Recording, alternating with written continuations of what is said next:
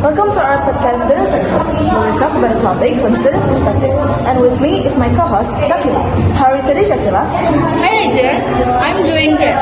Thanks. I'm really excited about today's topics because it's something we all ask of money today. We are talking about how money has become a part of lifestyle. We are also joining Effie and Andrean.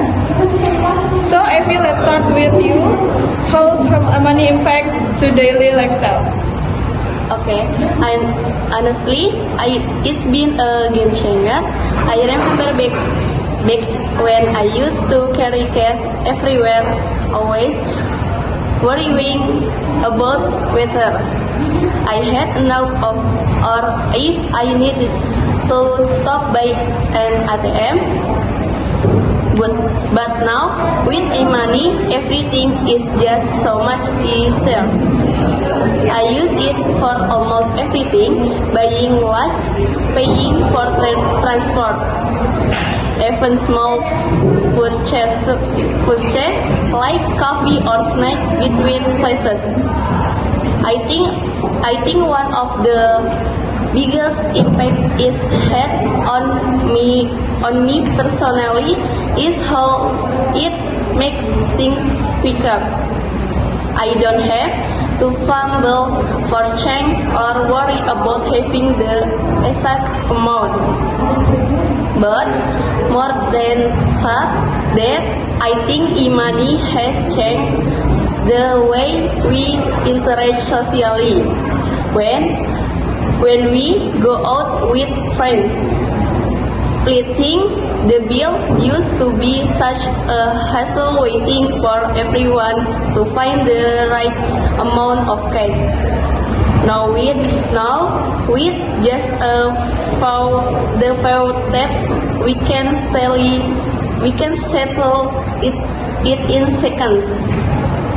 It become a part of the culture, almost like its expansion. And I think it's also made spending feel more seamless. You don't really think about it. You just scan or tap and go. It's convenient, but it also means we need to be more careful about how we manage our finance because it's easy to lose track when it's digital.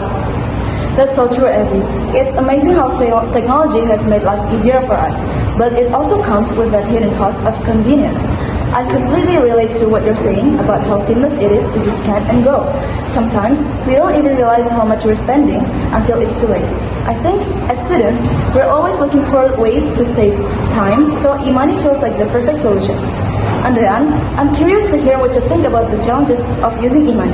Any downsides you've experienced? Absolutely, I love the convenience of e-money, just like every.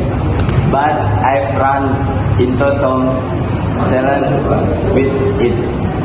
One of the biggest issues I've noticed is how easy it to overmanage. When you're paying with cash, you can see the money physically leaving your wallet. So you're more aware of how much you're spending. But with money, it's just number on a screen. I've had days where I didn't even realize how much I had spent until I checked my balance and at the end of the week. It's so simple to tap your phone and forget about it, and honestly, it adds up quick. Another challenge is the delivery of technology. There have been a few times when I was in a rush and my phone battery died or the app didn't work because of connection issue.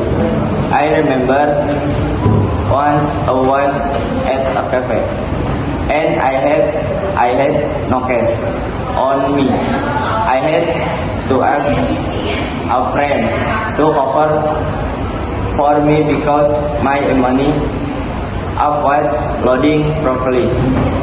That was a bit embarrassing. So now I always try to carry a little bit of cash with me. Just I guess. That's very true. Also, not every place accepts Imani yet. While a lot of the bigger chains or trendy cafes we go to have fully embraced it, some of the smaller street vendors or local food stalls still prefer cash. So, it's not like we can completely rely on Imani all the time. There's still a need for a backup plan. It's interesting how the very thing that makes Imani convenient can also make it risky. We're so used to everything being fast and digital.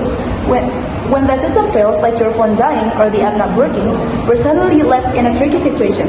It's a reminder that while Imani is great, we still need to have some backup plans in place.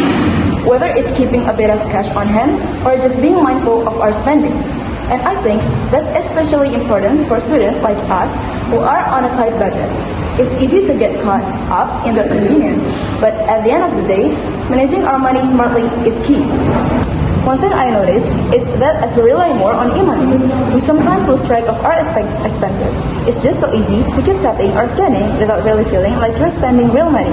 And before you know it, you've gone over budget on snacks, coffee, or even those online shopping deals. It's like with cash, you can physically see when your wallets getting empty, but with e-money, it feels a bit different. So I think building good habits, like setting limits on our spending, apps, or regularly checking our balance, can really help keep us in check. Also, we should talk about data security. With e-money apps, we're sharing personal and financial data, which can be at risk if we're not careful.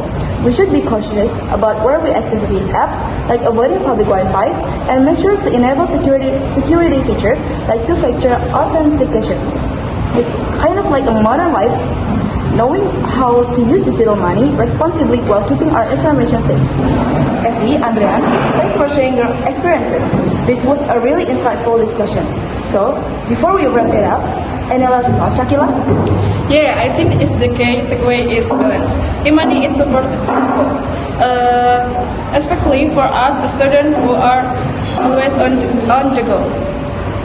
But, like Andrean and Effie pointed out, we can't let it control our spending habits. It's important to stay on top of your budget, even if it feels like you're not spending real money. Just because it's digital doesn't mean it won't affect your wallet.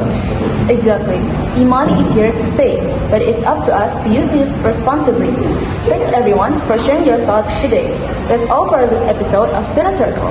We hope you found this discussion helpful and we'll see you in the next one. Take care. Bye.